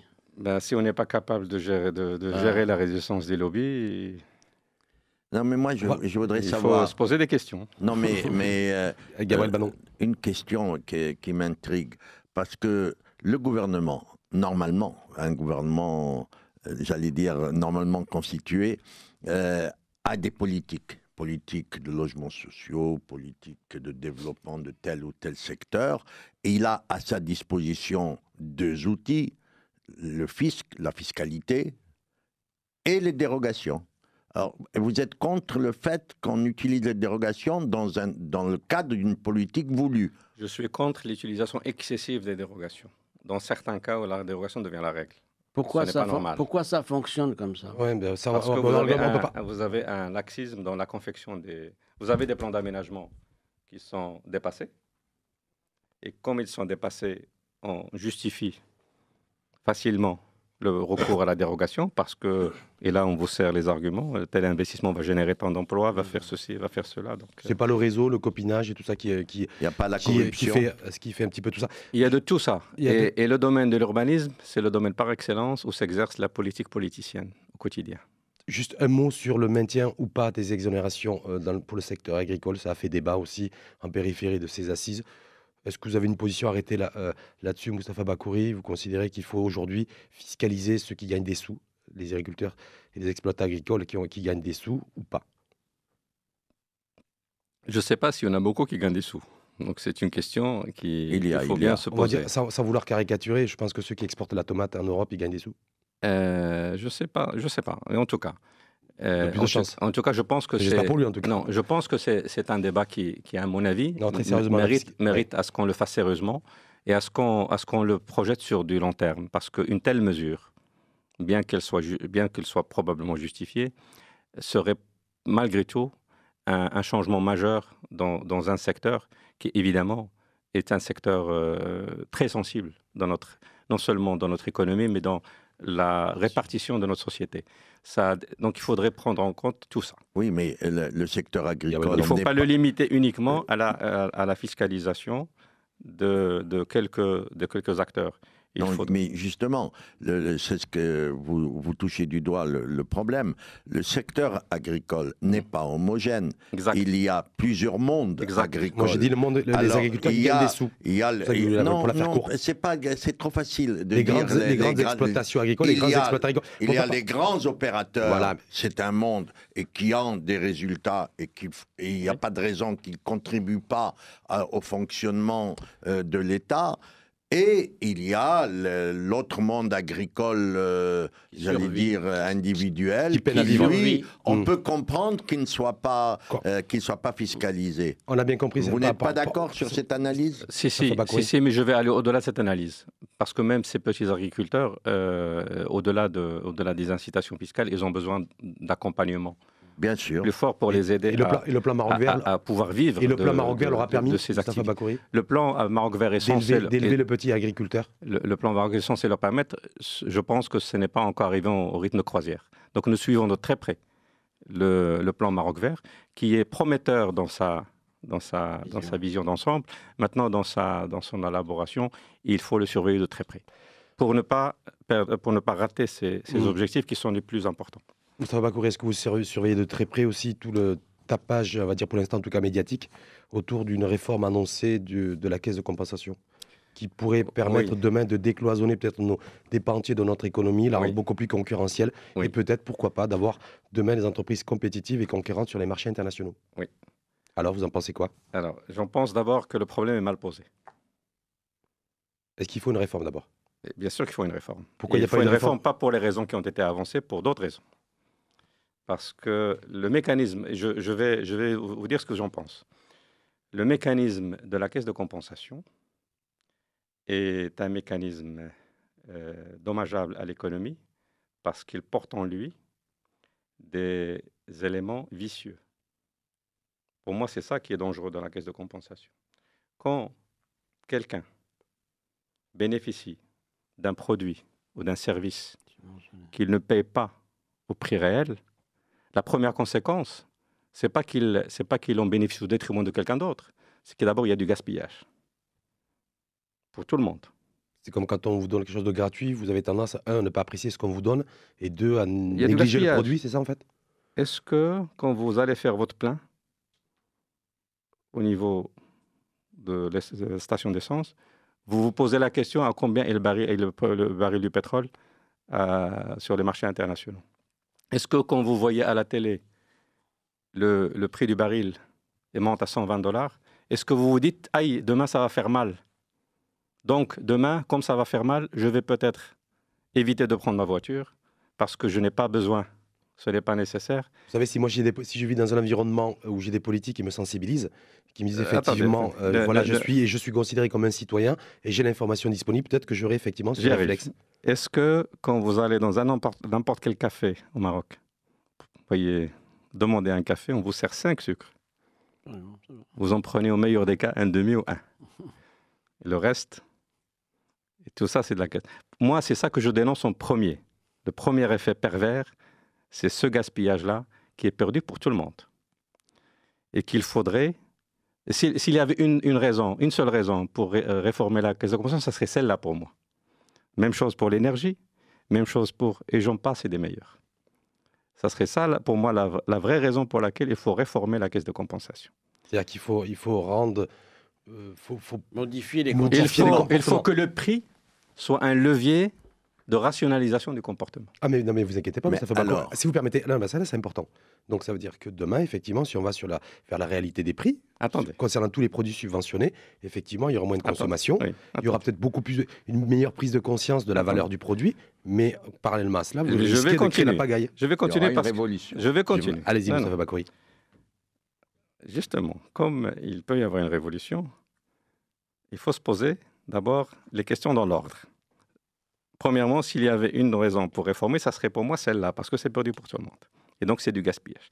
Deuxièmement, avant de réformer, comme on essaie de le faire aujourd'hui, ça serait bien de se rappeler pourquoi nous avons créé cette caisse de compensation. Il me semble qu'elle a été créée pour 2 raisons essentielles. Première raison, c'était pour aider à créer un tissu productif national. Première raison.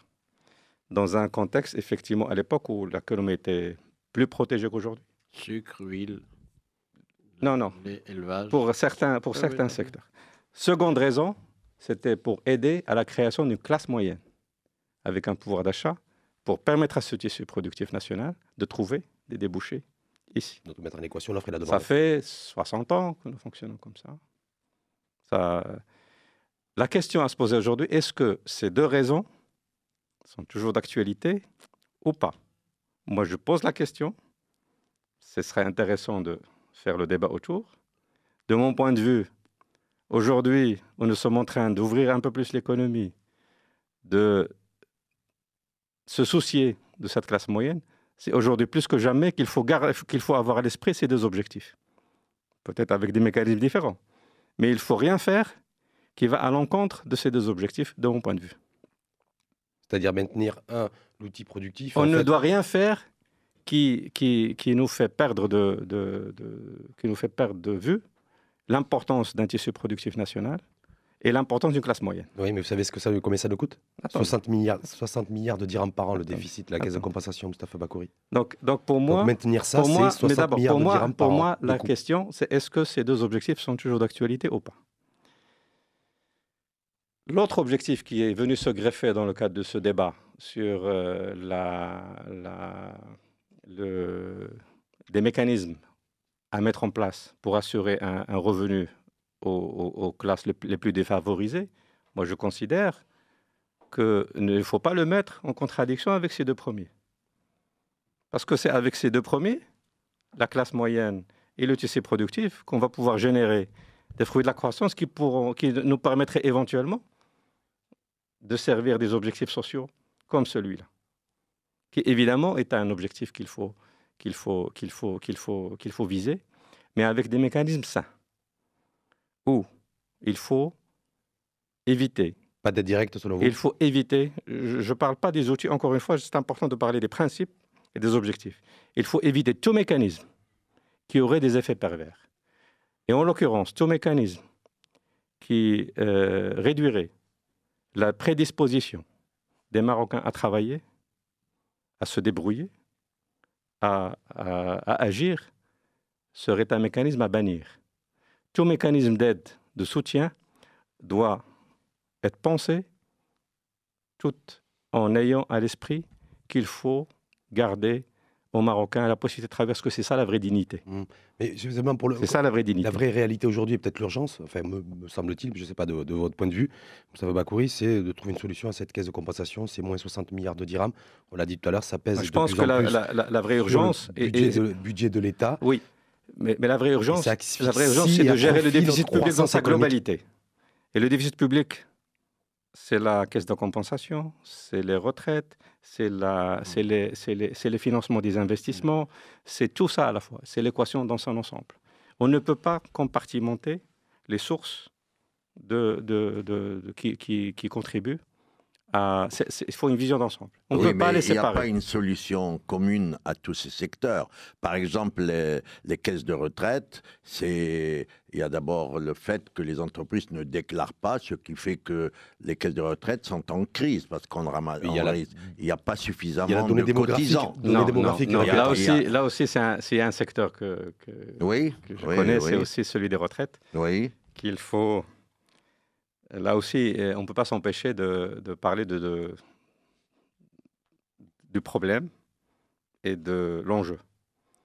Le problème, c'est le problème des caisses de retraite telles qu'elles existent aujourd'hui et qui sont, pour faire court, plus généreuses que ce qu'elles ne peuvent assumer.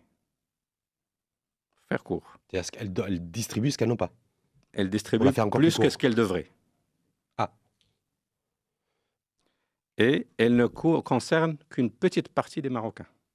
Donc, l'enjeu, c'est quand même d'assurer une retraite au plus grand nombre. Ben pour cela, il faut que tout le monde cotise. Dans un Maroc où l'urbanisation continue de se développer.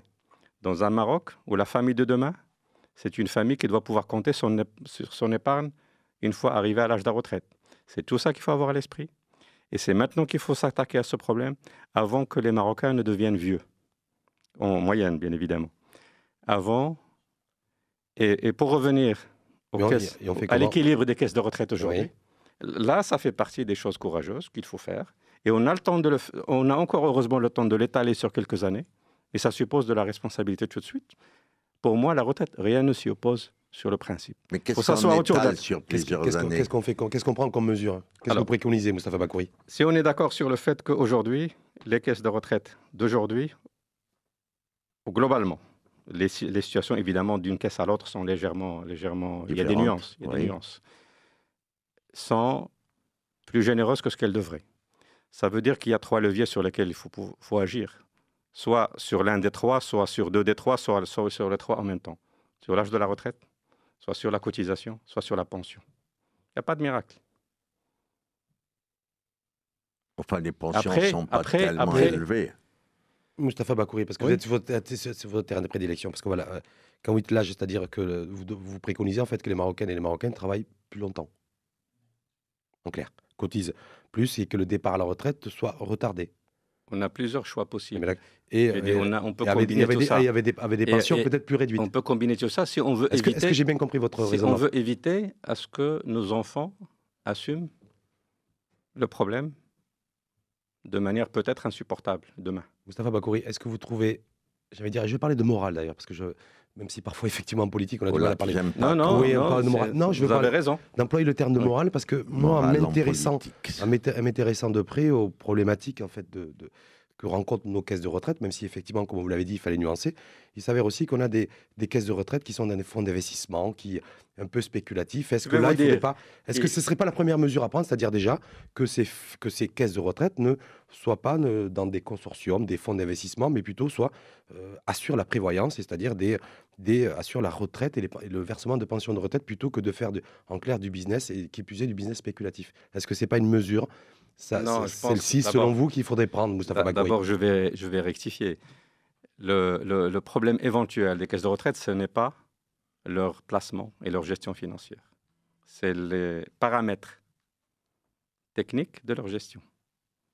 Est-ce que vous considérez moral qu'une caisse de retraite soit dans un fonds d'investissement ou soit dans l'actionnariat d'un opérateur, mettons dans le secteur immobilier ? Est-ce que ça a du sens à l'heure où les retraites aujourd'hui sont en souffrance ? Ce n'est pas une question de morale, c'est une question... Ou de responsabilité. D'ailleurs, c'est même l'un des intérêts, c'est l'un de l'intérêt des systèmes de retraite.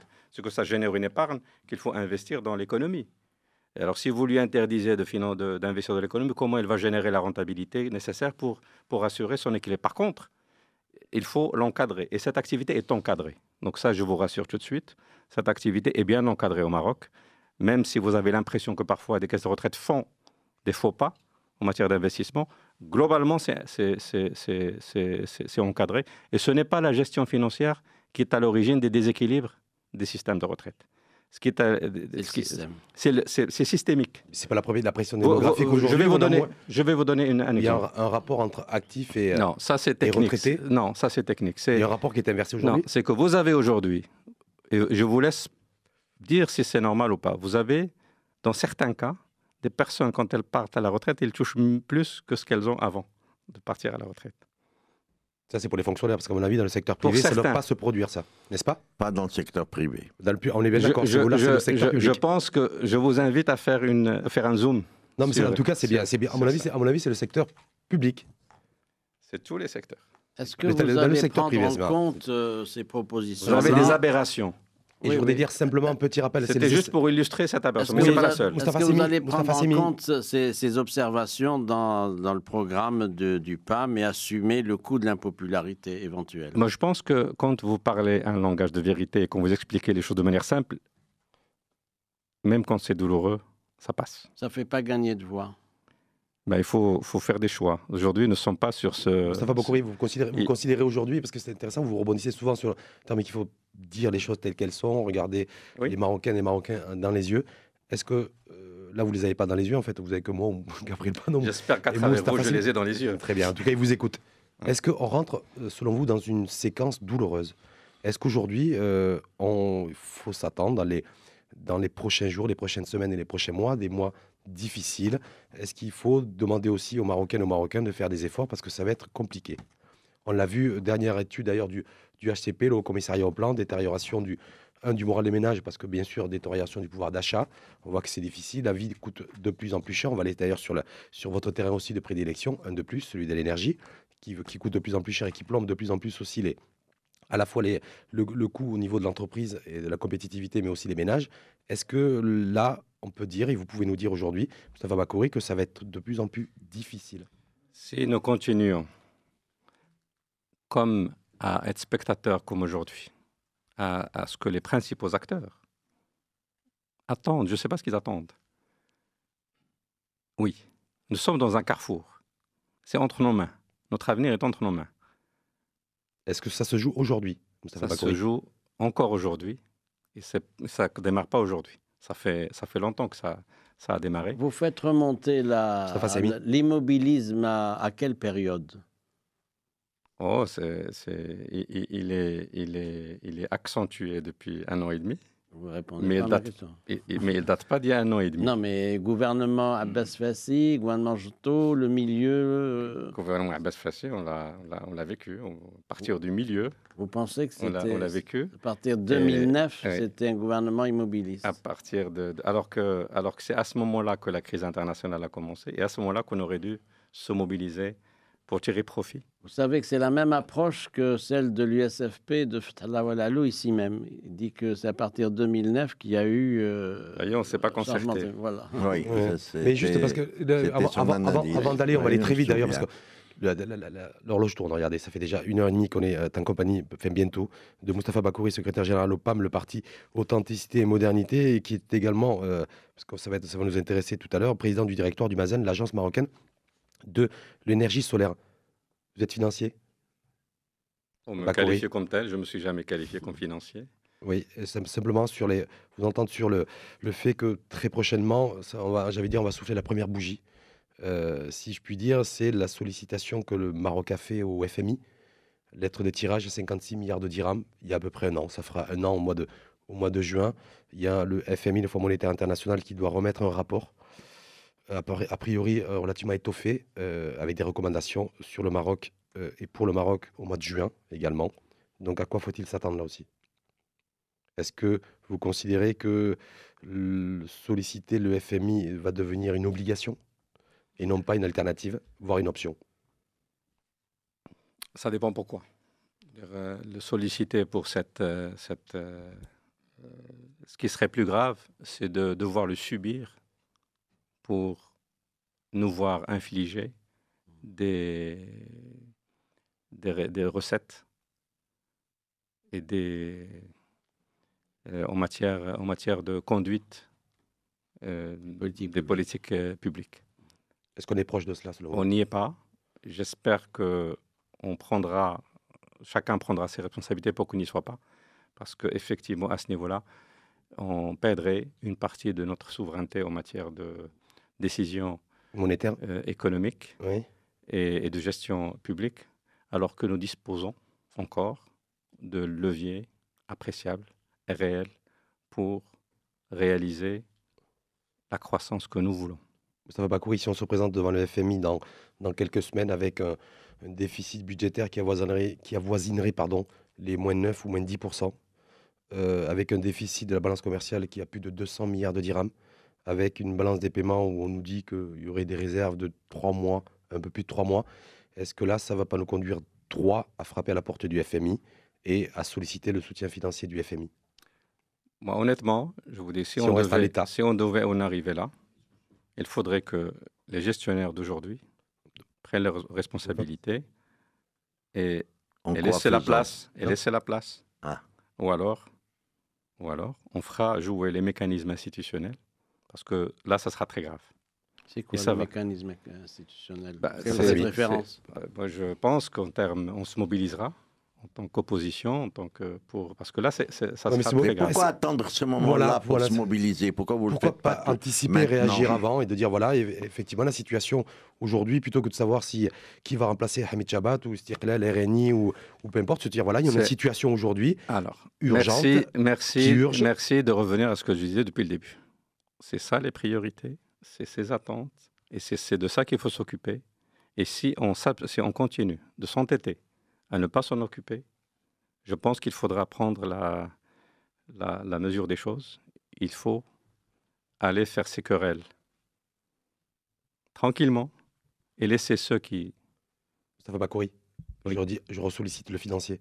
Est-ce qu'il y a un risque, selon vous, ou une menace en tout cas, d'une dévaluation éventuellement de notre monnaie dans les recommandations que pourrait faire le FMI dans les prochaines semaines? J'espère qu'on ne va pas arriver à devoir nous asseoir. Si vous deviez mesurer le risque en tant que financier, est-ce qu'il y a un risque aujourd'hui accru? Le risque, c'est non. Pour vous, non. Mais si on continue à être spectateur comme ça, tous les risques sont possibles. Oui, mais pourquoi vous considérez que c'est un risque? Est-ce que ce n'est pas l'intérêt de notre économie de rendre notre monnaie un peu moins chère? Non, attention, le risque de le subir. Maintenant, de subir les différents leviers dont le Maroc devrait disposer pour gérer de manière pertinente son économie et sa politique monétaire, évidemment, je ne peux pas anesthésier ce vecteur. Parce que ça serait intéressant de modifier le panier bien sûr. Pour ça favoriserait notre exportation. Encore faut-il en débattre. Ouais. En tout cas, c'est votre rôle, opposition, de le réclamer, ce débat. Comme je l'ai dit précédemment, il y a quelques minutes, Moustapha Bakouri est également, outre sa casquette de secrétaire général au PAM, le parti Authenticité et Modernité, président du directoire du MAZEN, l'agence marocaine de l'énergie solaire. Vous savez qu'on compte beaucoup sur vous, Moustapha Bakouri, pour alléger cette caisse de compensation et au travers du fait qu'on ait moins de charges financières qui pèsent sur cette caisse de compensation, les hydrocarbures et l'énergie, voilà, qui constituent à peu près 35% du budget de cette caisse de compensation, si je puis dire. Où est-ce qu'on en est à ce niveau-là? Est-ce qu'il faut rêver? Est-ce qu'il faut rêver d'un Maroc indépendant d'un point de vue énergétique? Ça va prendre du temps, ou alors ça sera un rêve qui peut-être difficile à toucher et qui devienne palpable demain. D'abord, il faut partir de l'idée, du principe, de la conviction qu'il n'y a pas de fatalité. Il est un fait que nous n'avons pas de ressources en hydrocarbures, en tout cas. Il y a peut-être. Mais bon, on peut pas gérer avec le peut-être. Aujourd'hui, c'est la réalité. Il est un fait aussi que nos besoins énergétiques évoluent de manière exponentielle. Ils seront de plus en plus croissants, je crois. Ils sont de plus en plus croissants. Donc, il est important de faire au moins deux choses. D'abord, c'est de se soucier de la meilleure façon d'assurer ses besoins énergétiques. Juste quelques chiffres. Sur les 10 dernières années, la capacité énergétique a dû doubler. C'est ce qui explique le déficit chronique et croissant qu'accuse l'ONE. Je continue mon raisonnement et je reviendrai. Sur les 10 prochaines années, en faisant le crédit d'une gestion à peu près correcte de notre économie, ces besoins énergétiques devraient à nouveau doubler. Et doubler à nouveau, 10 ans après, ça veut dire quadrupler entre aujourd'hui et 2030. C'est colossal. Vous basez sur quoi pour dire que ça devrait quadrupler? Sur les projections de croissance économique, parce qu'il y a une corrélation assez forte. Quelle croissance économique? Parce que là, une croissance économique a été revue à la baisse, on est à moins de 2% sur la Banque Le Maghreb. Vous parlez sur un train de dossier de 5%, de 6%, de 7%. Je vais faire un peu de crédit, parce que si je juge par ce que nous sommes en train de faire en 2013, il faut rentrer au vestiaire. Et comme quoi, ça peut être intéressant. Moins on fait de croissance économique, moins on dépense en énergie. On peut même s'arrêter, il y aura zéro croissance d'énergie. Il faut savoir ce qu'on fait. C'est pas un modèle de croissance. C'est intéressant. C'est un modèle de décroissance. Bakouri. Énergie renouvelable, est-ce qu'il faut y croire? Donc, le Maroc, dans ce cadre-là, a pris une option sur le moyen et long terme. Parce qu'en matière énergétique, on ne pouvait plus, on n'avait plus le droit de continuer à courir derrière les capacités. Il était devenu nécessaire, à partir de 2008, le déclencheur a été le baril à $147, un baril compensé par ailleurs, donc intenable. Heureusement qu'il y a eu un reflux, mais ce reflux n'est qu'un répit qui doit nous permettre de mettre en place une vraie stratégie, moyen-long terme, avec des vraies options sur l'avenir. Et les options sur l'avenir tiennent compte de deux hypothèses. La première, c'est l'ère du pétrole cher. On est bel et bien dans l'ère du pétrole cher et du pétrole volatile. Deuxième grande hypothèse, les énergies renouvelables sont arrivées à un degré de maturité technique qui leur permet d'être une solution alternative. Mais complémentaire, me semble-t-il, non? Et pourquoi vous avez... Complémentaire, si vous permettez. Complémentaire avec une part croissante dans l'avenir, pourquoi pas? Parce que l'hypothèse, c'est que ces énergies renouvelables vont continuer, grâce aux innovations et à l'élargissement des marchés, à être plus compétitives, avec des coûts plus abordables. C'est les deux grandes hypothèses. Et l'option du nucléaire, c'est pas une hypothèse. Pourquoi vous avez écarté d'un geste dédaigneux le gaz de schiste, puisqu'on dit qu'il y a des grandes possibilités au Maroc? C'est pas peut-être. Il y a même des études en cours, des essais. Pourquoi vous avez écarté ça? Est-ce que c'est de l'histoire, c'est en nouement ou qu'est-ce qui se passe? Non, je ne pense pas qu'on soit en train de mentir, mais je pense qu'avant d'envisager de telles options, il faut d'abord arriver à prouver que nous en avons.